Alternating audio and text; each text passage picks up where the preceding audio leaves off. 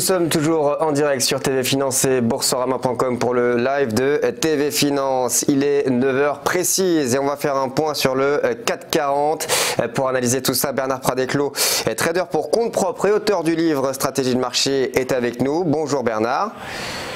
Bonjour David. Alors on l'a vu vendredi, le CAC 40 a fini en forte hausse. Il boucle même une 9e semaine de hausse consécutive et sur un cumul de gains de 11,3% en 8 semaines. C'est du jamais vu depuis 30 ans. Qu'est-ce qui explique cette bonne dynamique depuis début 2019 ?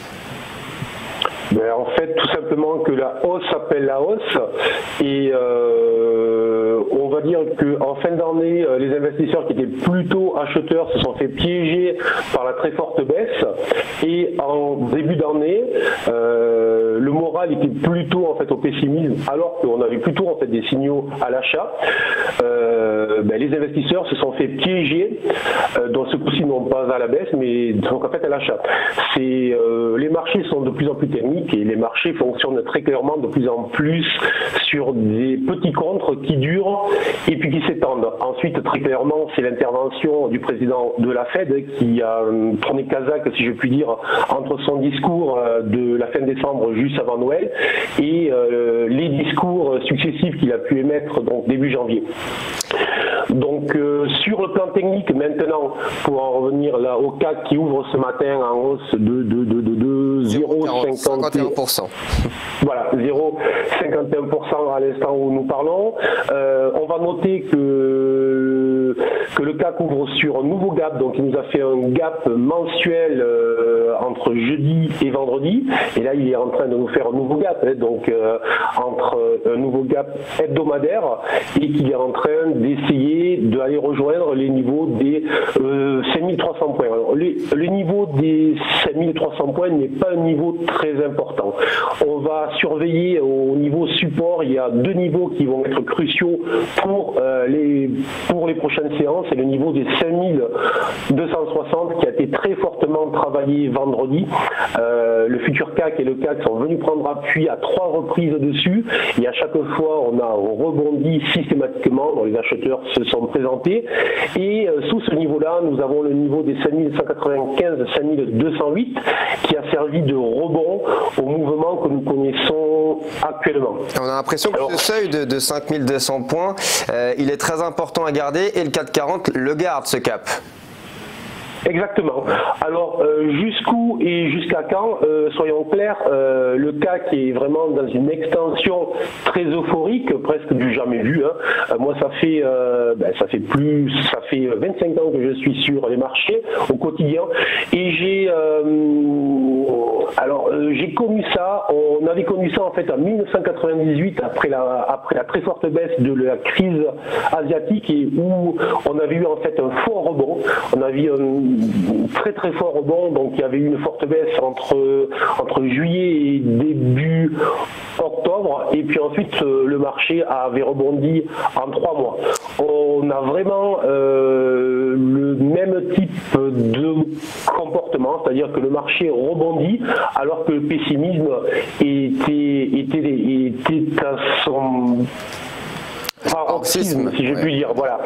Donc, écoutez, honnêtement, il faut juste se baser sur les niveaux support, les résistances.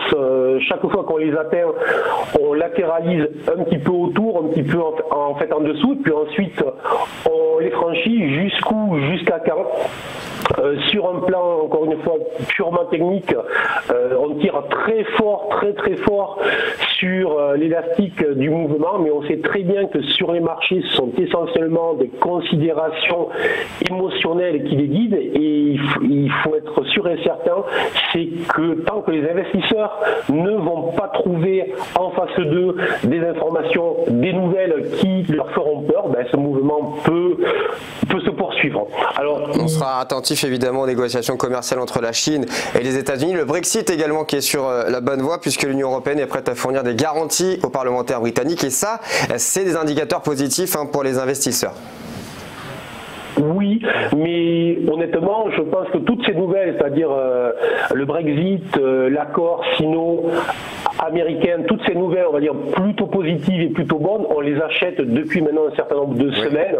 Donc je ne pense pas que s'il y avait une validation du fait que ces problématiques sont résolues, que le CAC pourrait aller plus haut. Il faut vraiment considérer que les investisseurs, lorsqu'ils sont sur un mode très positif, en se disant que quoi qu'il arrive, on a le put de la Fed, on a le put de la BCE qui va intervenir ce jeudi. Donc je dirais que jusqu'à jeudi, surveillez ce qui va se produire jusqu'à jeudi. Et jeudi, surtout, vous ne traînez pas, vous mettez en face vos écrans sur vos ordinateurs et vous écoutez le discours de Mario Draghi, voir ce qu'il va nous raconter, car très clairement les marchés sont impulsés justement par les discours des banquiers centraux. Et est-ce que ce discours, puisqu'ils ont eu en fait un discours très positif, très dovish, comme on dit, pour les financiers,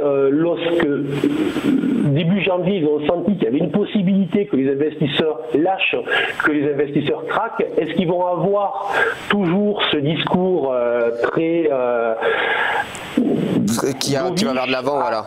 On verra ça très précisément ce jeudi. Les marchés ont rebondi très fort, voilà. Donc merci. Attendre jeudi, puis voir. Merci beaucoup Bernard Pradeclos. Je rappelle que vous êtes trader pour compte propre et auteur du livre Stratégie de marché. Petite pause sur TV Finance, on se retrouve dans quelques instants.